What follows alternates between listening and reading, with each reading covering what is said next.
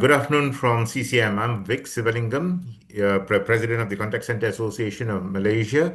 A warm welcome to everyone who has signed up for this very important session, a session that says the future of service. It's a collaboration with Zendesk. Ethan, my friend here, will be taking us through the conversation, or he's sharing of what Zendesk has in offer in terms of what the future of service holds. And there's a follow-up title to it called Leading in the Age of Agentic CX. How cool is that? Now, I just want to quickly say a few some things here. Zendesk has always been a partner that CCM and myself personally have been searching for. In my role in the CX industry, in the contact center industry, Zendesk has always stood out in a way that has brought non-voice originally into the customer, into the CRM as well as omni-channel platforms. In my previous life, before where I am today I'm in Ernst& Young in the consulting section, but I was running a BPO and also operating a contact center. Zendesk stood out plenty for global brands, for regional brands, and for local brands, especially in the change and where non-voice was taking off. Delivered so much quality, stability, and innovation that I've always appreciated. So coming for this session and introducing Ethan and Zendesk today means a lot to me. Ethan himself takes care of the Malaysian market, very engaged on the ground.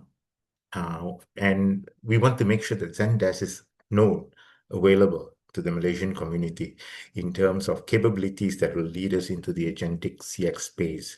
They've always broken through barriers, they've always set standards.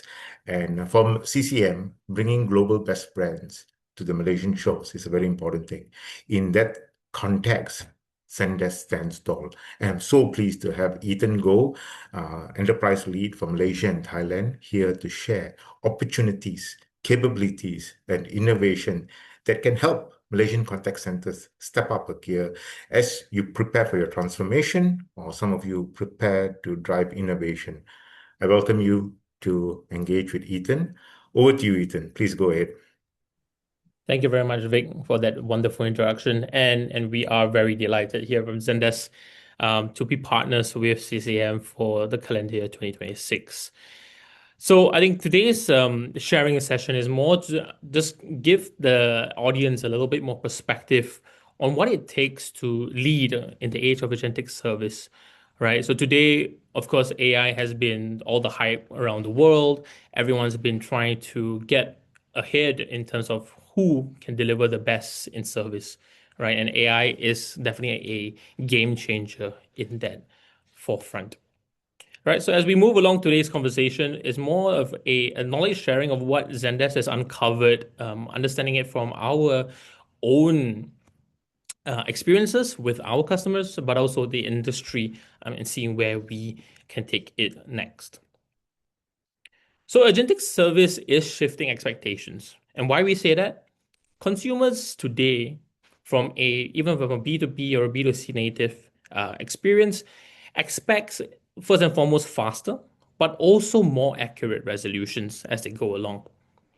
The idea is that people don't want to waste time on brands that don't deliver, right? How do they engage? How do they deliver service? And everyone has that, oh, I need it tomorrow, I need it right now kind of a situation.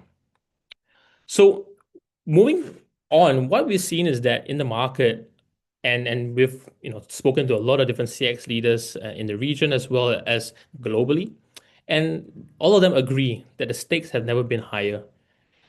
More than 85% of them say that customers will actually drop brands over unresolved issues, and even on things like first contact, as people expect everything to be really quick, really fast, and straight to the point. That leads us into how we have seen support at its highest stakes. All right. The idea is that support today has always been a fundamental need for every business, right? No business goes without support. And unfortunately, it's also the lowest recognition function at any company. But at the end of the day, CX boils down to being able to engage customers that have fallen off the happy path and having them to resolve and also then engage on complex issues that they're having with your products and services. Right? What we've seen in the market today is along the lines of something like 54% of customers actually contact support. And out of that 54%, measures about 94 to 95% of total revenue of the business. And with that, people who contacted support also grow with the business, right? The reason why they're reaching out to support is they want to do more. They want to explore more of what the products and services offering is, right? So you can see that the ability for support to engage customers to drive revenue for the business is getting ever and ever more important. However, support still isn't treated as a strategic function in a lot of different companies. And actually, what they are being faced with is that CX becomes the cleanup for every other department's mistakes, from marketing to sales to products. Customer support today acts as a I can solve all the shortcomings of all the other customer facing functions and being able to then, help recover the lifetime value of a customer. And what happens in organizations is that all this leads up to just a bottleneck, right? Support can only do so much. And how do we then enable support to do more? How do we enable them to do better, right, as well? Humans become the runtime environment for repetitive resolutions and a lot of different things that are fundamental, right, to how a business operates. CX shouldn't actually be elevated and being able to empower and to help customers succeed on their own. CX should be looked at from different lenses, right? So not only just customer support, but also from a product level. How do we enable customers to self-serve? And ideally put out the fires before it reaches a state where it's unbearable anymore. One good example is, for example, in Amazon, right? You have clear abilities to engage the customer upstream, even before it can become an issue downstream. Ability for you to do certain actions and have visibility over progress. A lot of times, in a service industry, people just are concerned about the progress, right? So, for example, in an Amazon delivery, it's where is my things? Where is my things? And at what stage are they at? Giving customers information upfront allows them to self-serve and to give them the autonomy and authority to plan their days ahead and to plan their lives as well. So at Zendesk and most for other businesses, we've gotten to this point where sometimes we let problems linger, and we choose to let humans fix it rather than fixing at the root cause, which is what it leads into how do we determine the right task for AI as well as the right task for humans? We've seen in the market, people like Klarna has been a very big example of let's go and adopt AI. And what they realize is actually you can't actually push everything off to AI. Humans who buy products and services today are still very much in need of a human touch at some stage or at some point in their journey.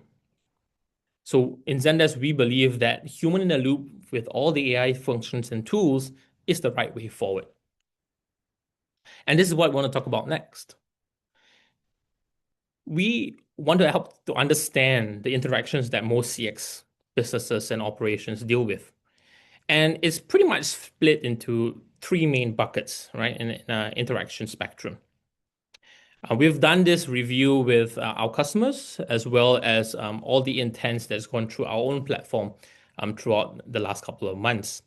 And fundamentally, what we've found is that there are three main things: the failure interaction, that something has broken on the product, on the platform, a damaged product, for example, a service not delivering properly, like you bought a software, something is not right, you bought a laptop, something is broken, the screen is an issue, that sort of failure interaction.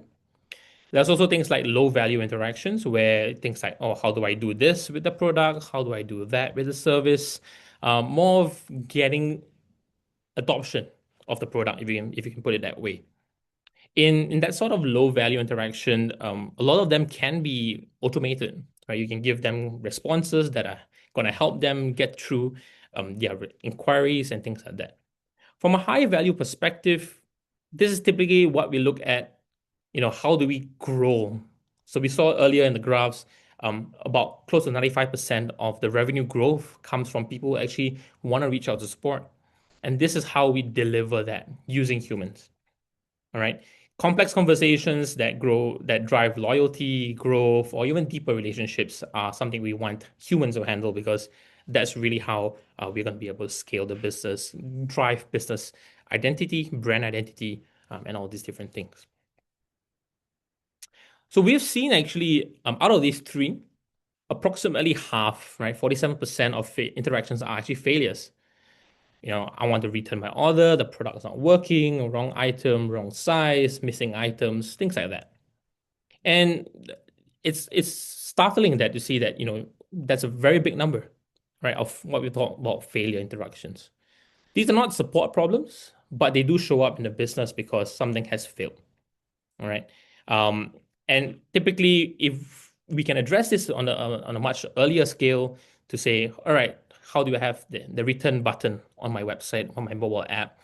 Give customers the ability to execute those on their own before reaching out to a customer support, right? We can definitely help streamline those operations globally. Next, we move on to the low value interactions. It forms about a third of all the inquiries that are going through the platform, right? And what this is like, oh, what's the status? What's the, details? How do I get this? How do I get that? How do I execute on certain things? And sometimes customers are just hoping for a different answer than something that, some article has given them. Or it could be that they just, want somebody to adapt to their way of talking. Right, today, AI has come a long way from being very robotic and very repetitive to being able to generate answers like how ChatGPT, Gemini, and the likes have already been intertwined in our lives. But sometimes people just want that human touch, right? So there are always going to be some people who says, "Can I speak to your manager? Can I interact with a agent?" And those people are what we call the low value interactions. So it's important here, but ideally, for the vast majority of these interactions, we're handling them very efficiently with things like low latency, with the right channel and a good SLA, without much high human cost. And on the last bit, we actually have what we call the high value interactions, right? So we talked a bit earlier about how some of these are going to be delivering that revenue growth, right? So things like you explain like cross sell, upsell, change of booking, how do we add more products, right? These are things that you want a human being to be in the loop to be able to execute, drive, cross sell and upsell motions. And this basically helps also to prevent churn by potentially addressing deeper concerns in the product or in the service as well. Here in these opportunities, it gives us a very good chance and a very good positioning to drive revenue, to build relationships, and to add strategic value. And this is where you want CX to be focusing their time on because it converts CX from a cost center into a revenue generating center. And that's what we want from a business, right? We want business to grow, and every part and every function of the business is going to help us to do that, just that. Right. So in that spectrum, you can see that close to almost two-thirds of all interactions come from that failure and low value interactions, which is where we want to deploy a lot of AI, a lot of automation, and a lot of more assisting tools to help people self-serve. So just to give you an opportunity for what different industries look like, and you can see that things like manufacturing, IT services, energy here on the right-hand side are one of the highest contributors of what we call failure interactions. Right. So if something goes wrong with, your electricity to your house, immediately you're going to be calling support. You're going to be calling customer service, right? Utilities exactly as that as well. Right. How do I do that more autonomously? How do I do things like more proactively as well? The ratios vary, right? But the trend is very clear. You can see that the failure interactions really do make a significant portion, significant chunk of how industries across the businesses interact with customers from a CX angle. So the real opportunity now is to shift the balance so that CX can focus on more high value moments. We want to automate all these failure, low interaction spectrum with AI, or to enable humans to use AI more effectively, and to then rely purely on humans and in assisting humans as well for the high value interactions. Right now, most CX teams are stuck handling primary and low value interactions. But in order to succeed, we need to flip that, right? And we are in this positioning, right, of how do we drive that. So here in Zendesk, we've got three main ways of doing that. We see that service roles are evolving. The days of a human being a level one contact agent, contact center agent, that's going to be diminishing across the board and things like that. Improving our source of truth with a good base and good foundation of what information should be disseminated to customers. That's going to be, improving how we do the accuracy in that first reply. Right at the beginning, we spoke about how people want things fast, but not only fast, accurate as well. So by improving the source of truth, we're going to be able to drive towards that. And lastly, in terms of paying our service debt, right? How do we ensure that all this debt that's gone through, a couple of years worth of service, how we've done all these SOPs in the past, how do we adapt that into the AI enabled world? Right? How do we bring that forward into the future? So starting on with evolving service roles. This is pretty much quite common in today's CX operations, where you have things like tier zero agents, tier one agents, you escalate to tier two, tier three, and within all that, you have what we call the agent team lead.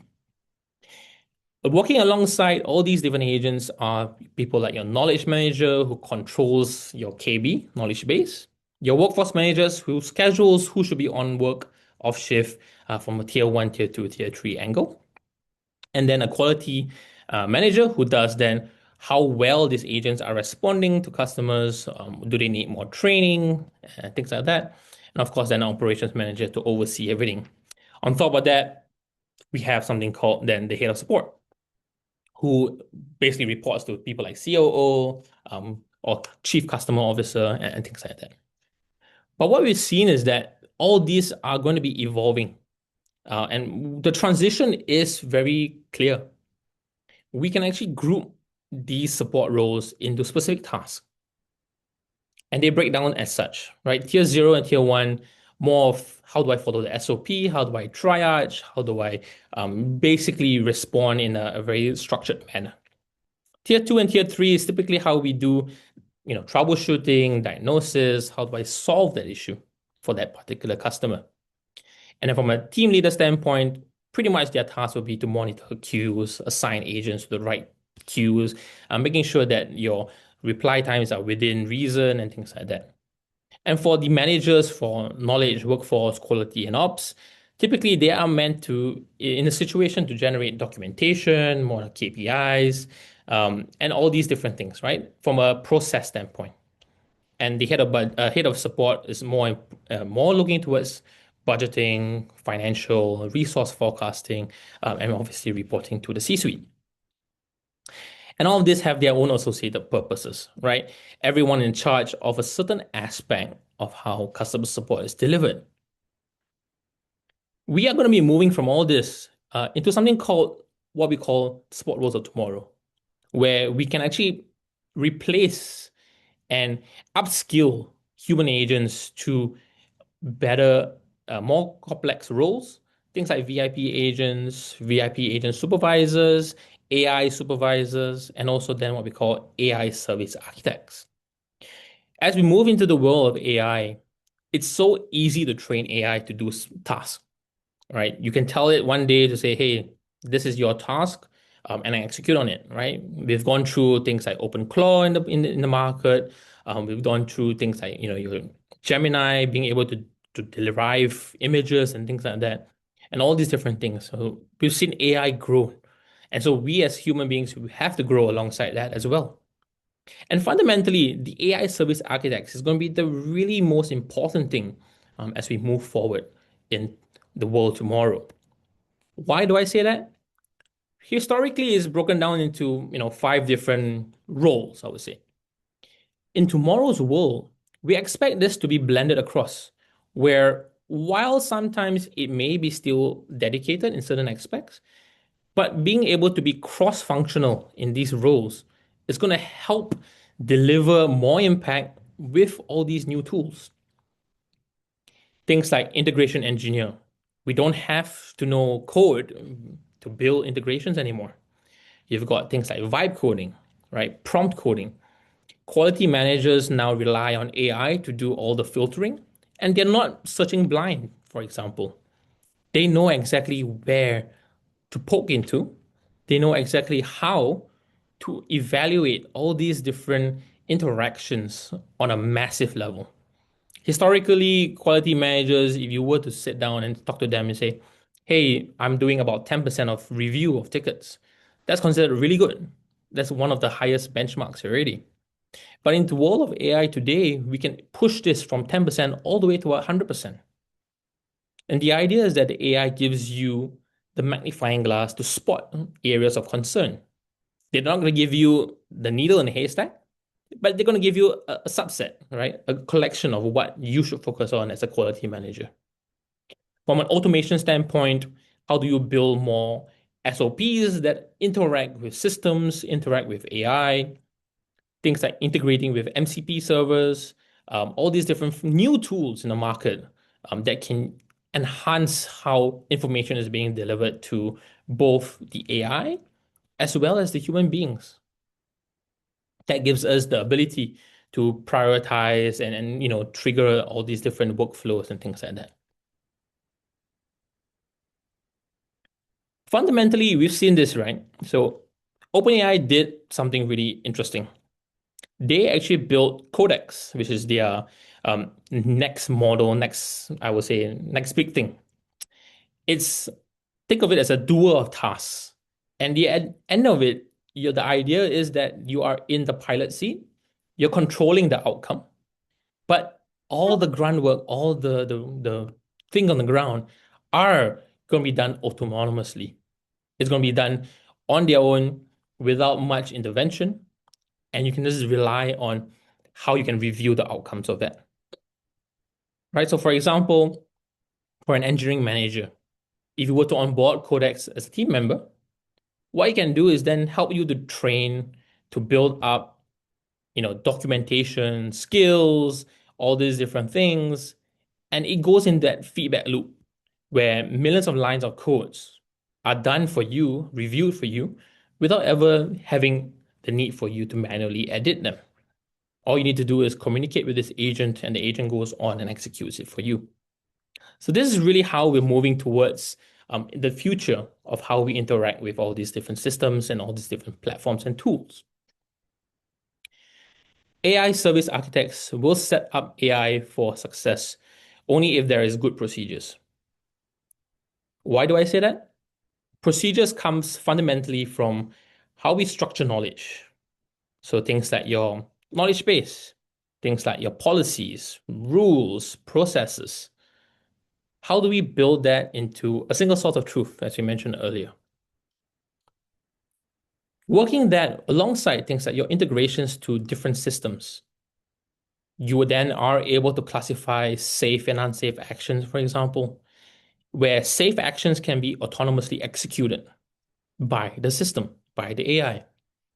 On the other hand, unsafe actions require human in the loop, where there is check and balances, there is the ability for you to intercept before things go down the wrong path.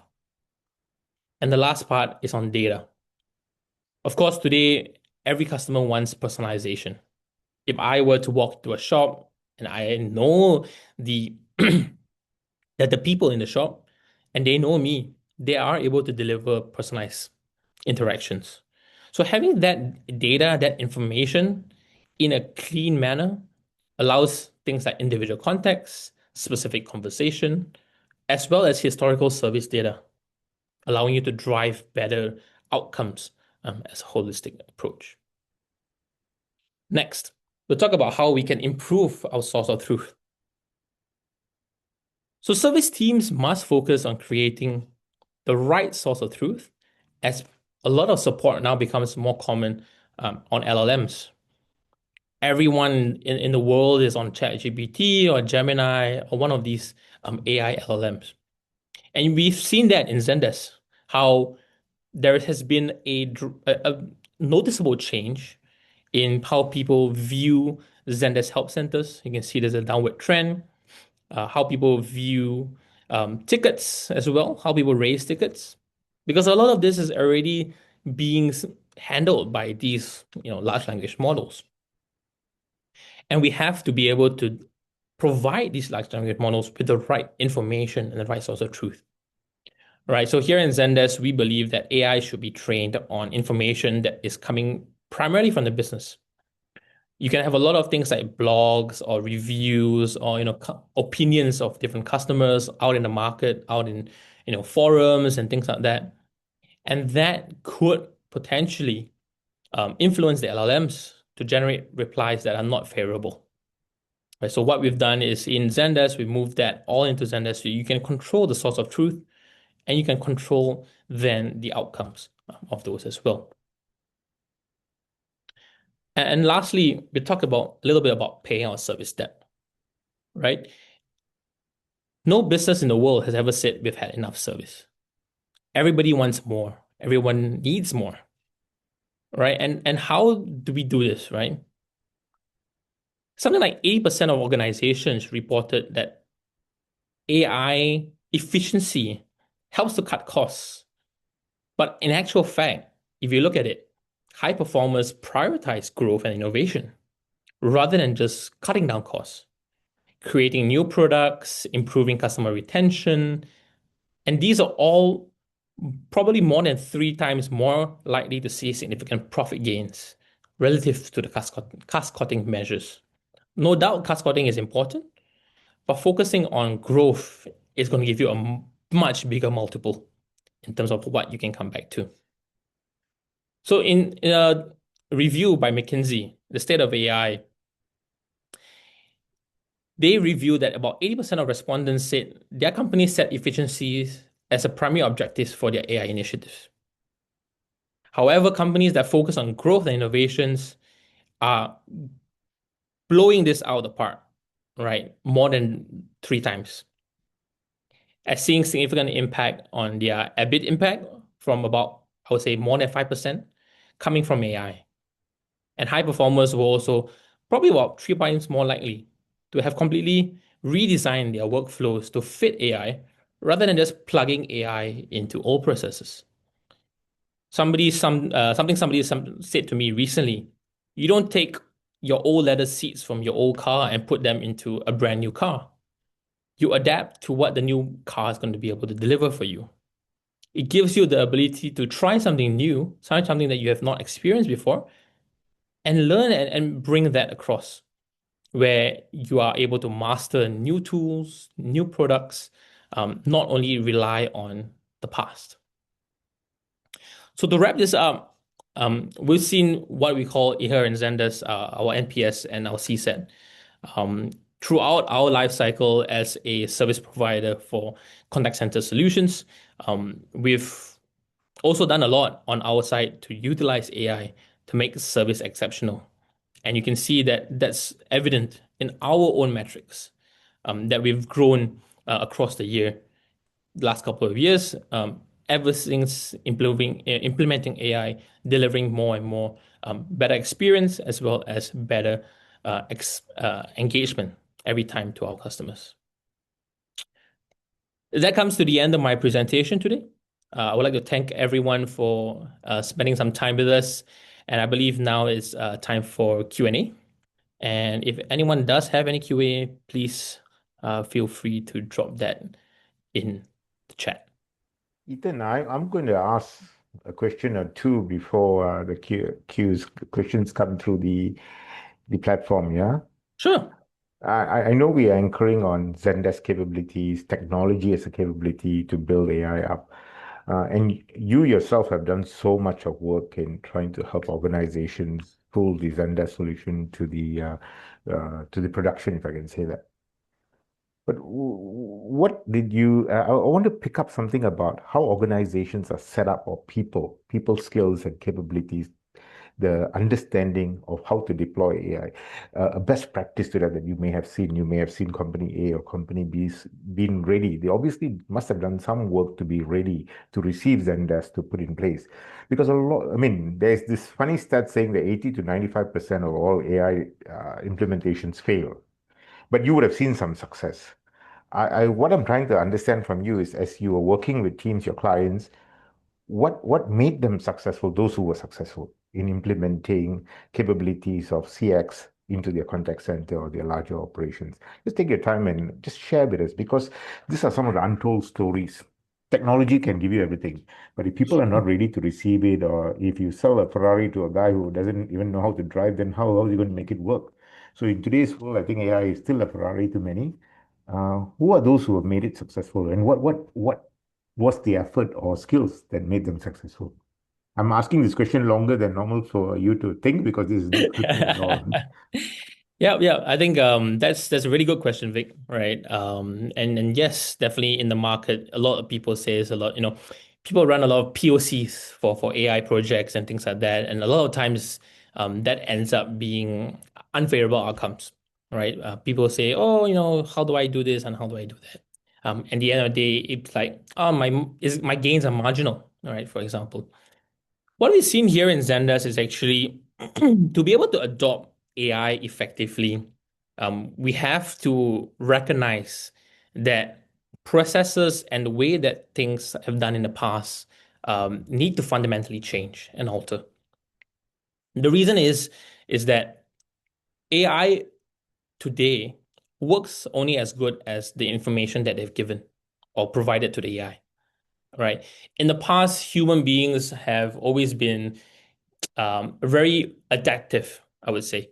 Right? You look at many, I mean, I'm sure you've got this experience as well from a contact center point of view. A customer recently told me, yeah, I mean, I've got my senior agents helping out my junior agents. And the reason before that is because the senior agents have been doing things a certain way. They've known how to automate or make that faster without actually feeding back that to the quality team to improve the SOPs, for example, right? So you can think of it, the senior agents possess that knowledge that the quality team might not understand. And what they do is they just pass on that knowledge from a human to a human so that they can train the newbie agents, right? The new agents who are onboarded recently. That significant gap in what the quality manager sees is something that Zendesk can help to realize. Or not only Zendesk, but AI can help to realize. Why do I say that? We talked about quality earlier on, right? Quality management.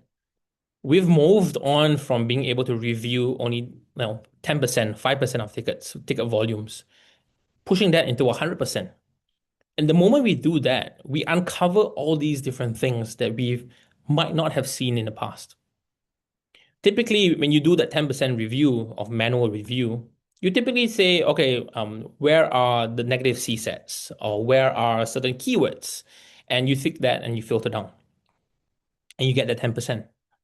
But in the world of AI today, we can analyze all 100 and we can come up with then, oh, this doesn't match the SOP, but it ended up with a good C set. The customer at the end of the day was happy, right? And that gives then the quality managers an insight to say, oh, actually, how did they, how did the agent execute this?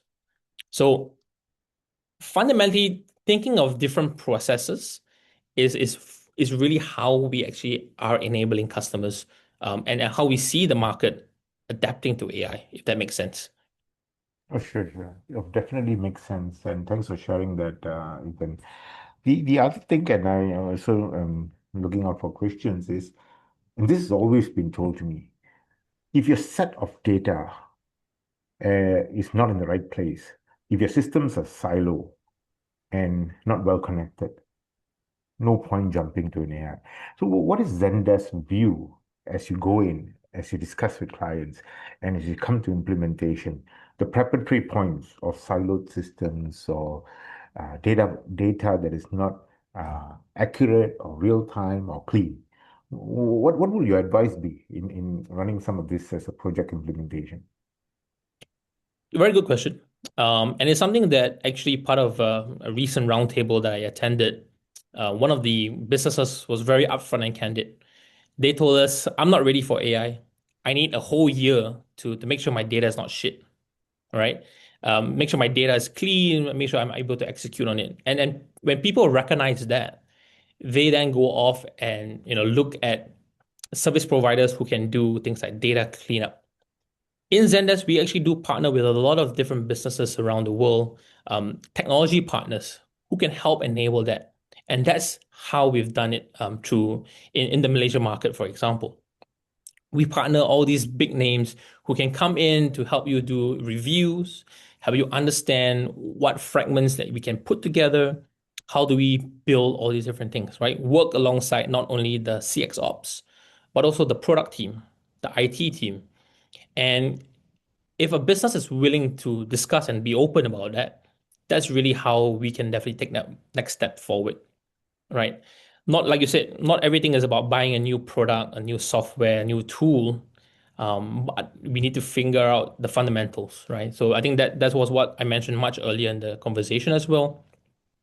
How do we bring that data in? All right, so we've got partners, we've got people who can help to consult and bring that information. I think similar to what you are probably experiencing in the market as part of your role in EY as well, is a little bit more along those lines.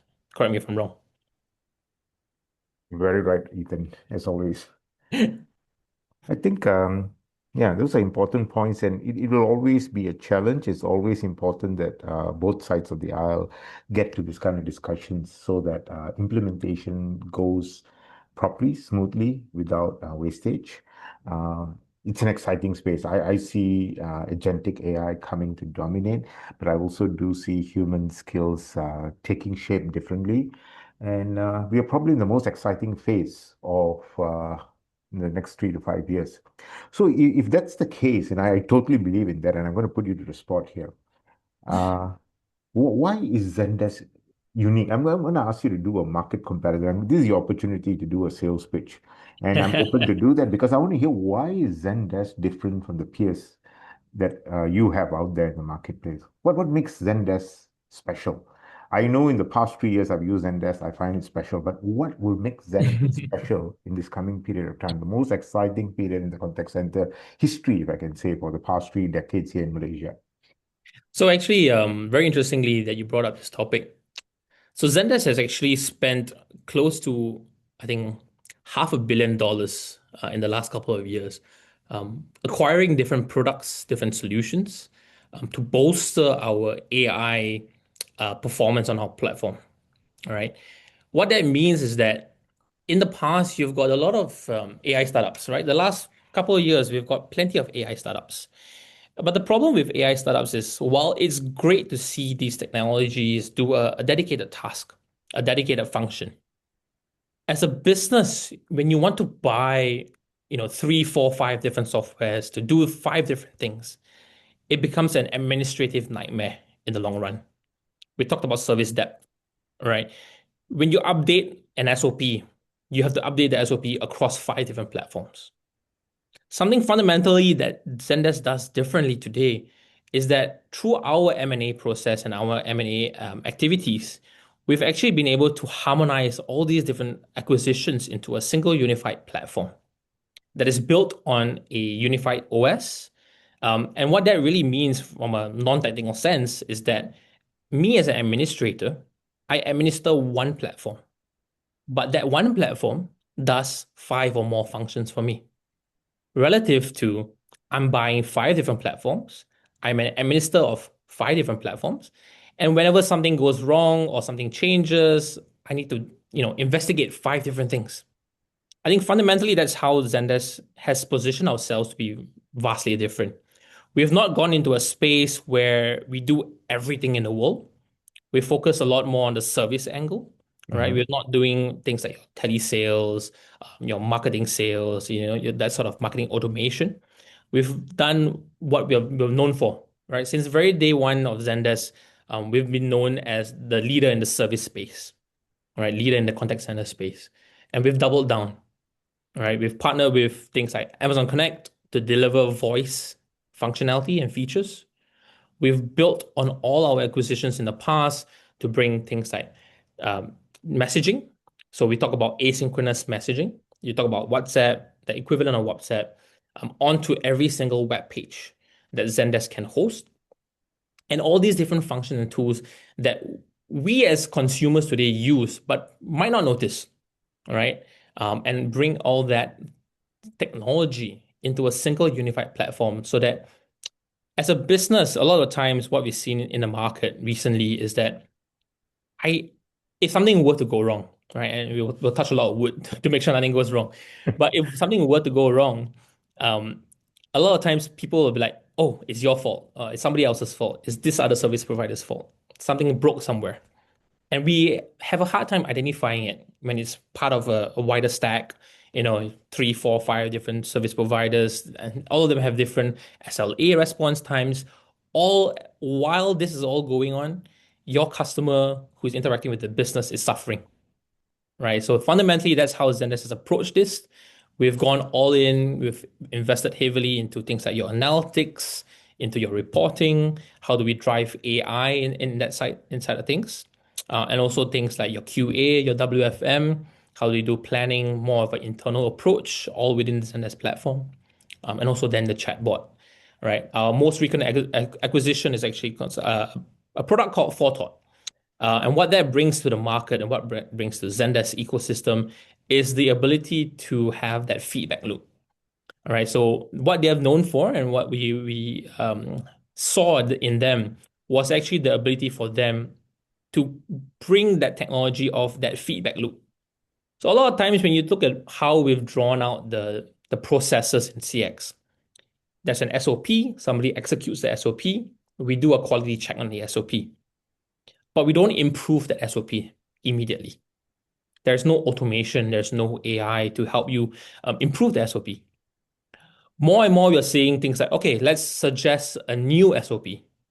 Let's suggest gaps in the SOP. And we're moving towards a realm where we can now execute and improve those and then and present that to the administrator, to the person governing, to say, yes, I approve. Like we come back to the co-pilot's point of view. Mm. As a pilot, putting autopilot on an airplane. You set the heading, you set your speed, the plane flies by itself.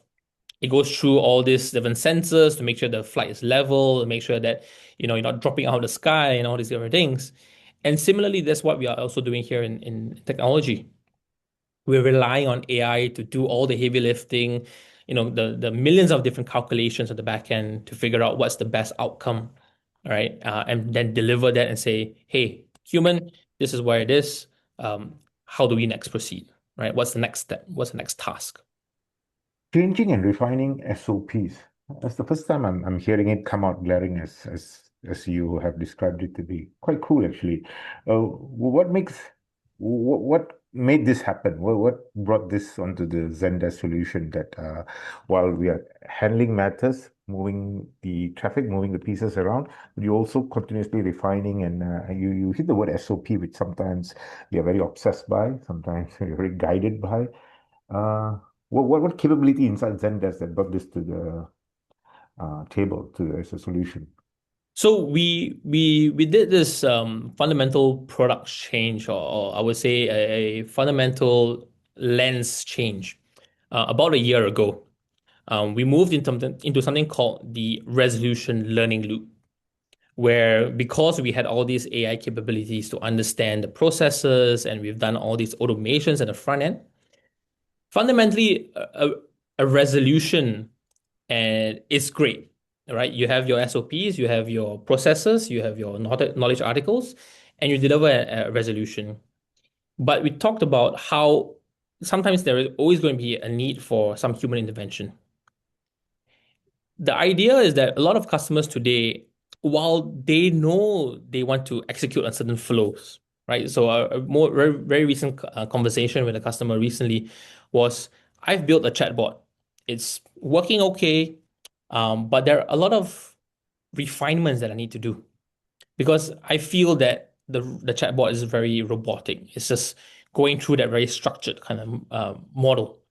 What I want to do now is how do I drive better resolutions for certain phrases, for certain interactions.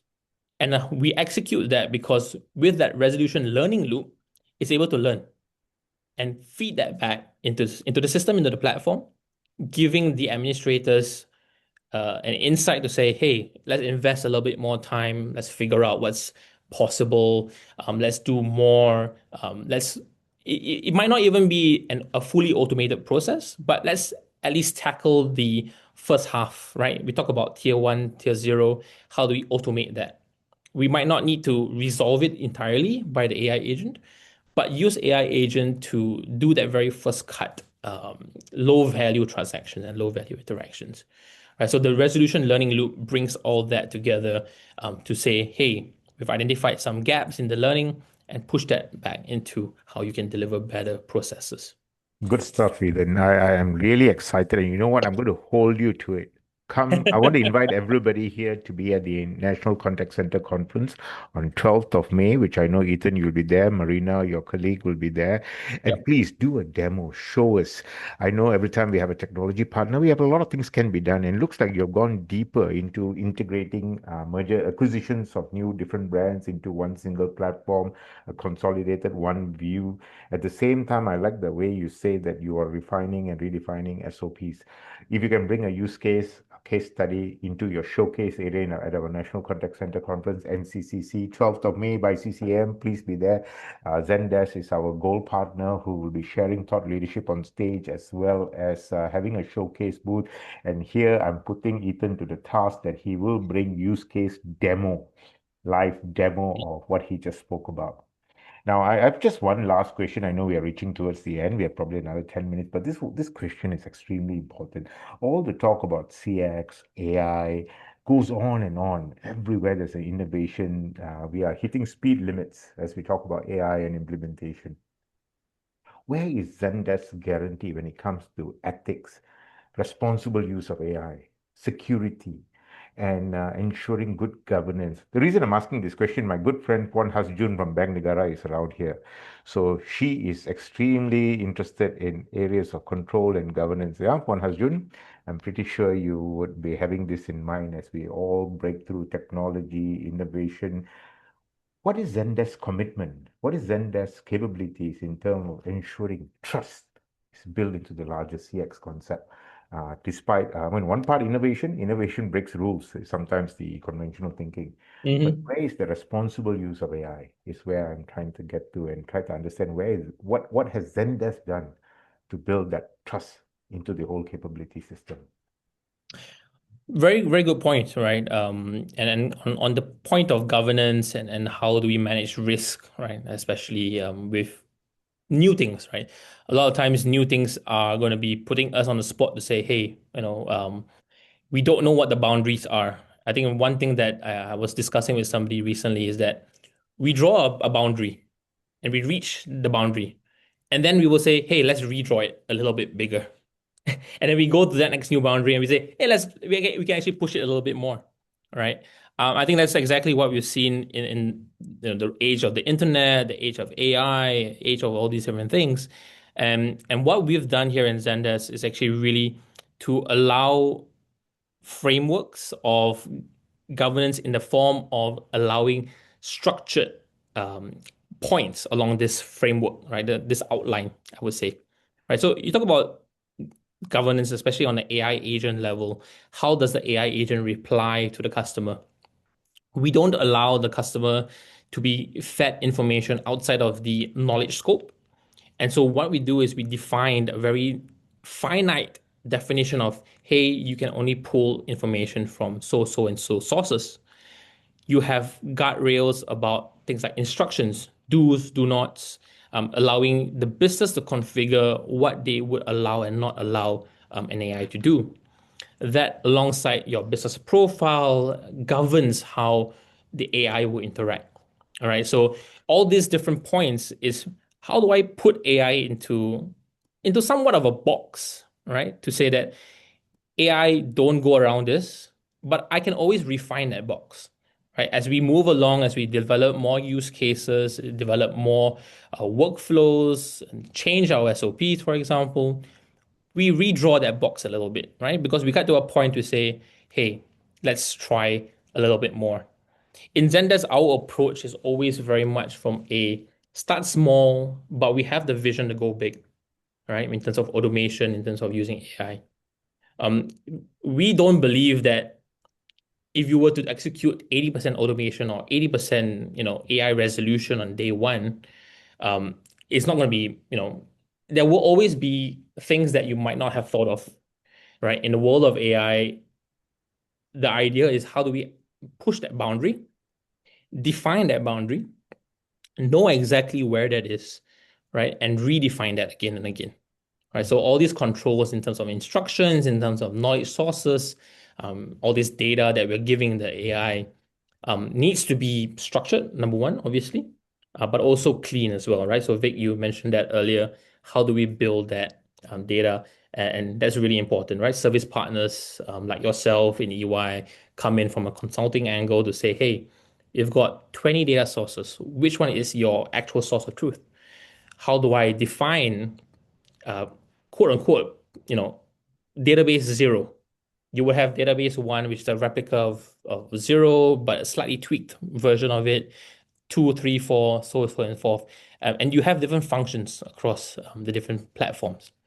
I think that's where, how do we define database zero? And how do we then connect database zero into our information systems? Lovely, Ethan. Thank you for that. I may want to, I thought of putting you to task to say whether Zendesk will give trust guarantees to all our clients who come your way. But I won't do that to you today. You've been a friend, you've been a good supporter. One last question before we end. I know we are speaking about end user clients, clients who are dealing with end users here. We also had a lot of BPO operators, leaders from BPO space dialed in. I know Zendesk is friendly to the BPO community in terms of partnerships, in terms of working together to serve their end user clients. Is there any message to the BPO clients, BPO audience who are here today? Any reseller opportunities, any partnership opportunities, anything that's custom made for BPOs to operate because they are an intermediary to go to the market. I have people like Celine, I have people like Sudhir, Kevin, who are in touch, Transcosmos, who are Teleperformance, all dialed in here. We I definitely just wanted have, a message for them. yeah. I mean, I think from that standpoint, I mean, we've worked with a number of BPOs in Malaysia already, and we continue to explore possibilities. I think fundamentally, when we work with BPOs, we want to also help BPOs move out of only being able to sell manpower, right? That's not sustainable in the long run. We want to help BPOs transform as well, right? So we've partnered with BPOs all around the world, notably in Europe, for example, where we've driven, a big portion of their business from just human resources into more technology focus, being able to, of course, take the insights that they've known from operations, right? BPOs are a wealth of information. They have a wealth of information on operations. They know how to operate. They know the nooks and crannies. They know the different processes. But bringing those processes into the system is a really key fundamental point, right? And that's where a partnership between a BPO and Zendesk will definitely work very well, right? And we've seen that happen in Europe, in America. I think in Asia, we've yet to realize that. But I think we're definitely looking out for partnerships. And definitely, if you're at the NCCC conference in 2 weeks' time, do reach out. And we've got a team dedicated to work alongside you guys to execute that as well. I was about to say that, but you already said it, Ethan. I will send all our BPO members to your booth to speak to you during the National Contact Center Conference, 12th Please of do. May. You were helpful when I was running a BPO. You gave me a lot of opportunities to bring the best to my clients, and I'm pretty sure you can do that to a lot of my colleagues here who are operating BPOs today. Ethan, thank you very much. CCM truly appreciates the partnership that Zendesk is bringing to the table into Malaysia, and your own sharing. I know it was spontaneous for me to ask you questions, and I'm really appreciative that you took all those questions with an open heart, with a open view, and sharing the best. Uh, Everyone here, please come join us on the 12th of May at the National Contact Center Conference. Zendesk is our gold partner. We hope to share more. The whole idea of a conference, the whole idea of this webinar itself is to bring the best into Malaysia through CCM, the Contact Center Association of Malaysia, with global leading brands that otherwise sometimes seems far away, but CCM makes sure that they are nearby to you. Come visit Zendesk at the National Contact Center Conference. Thank you very much, everyone.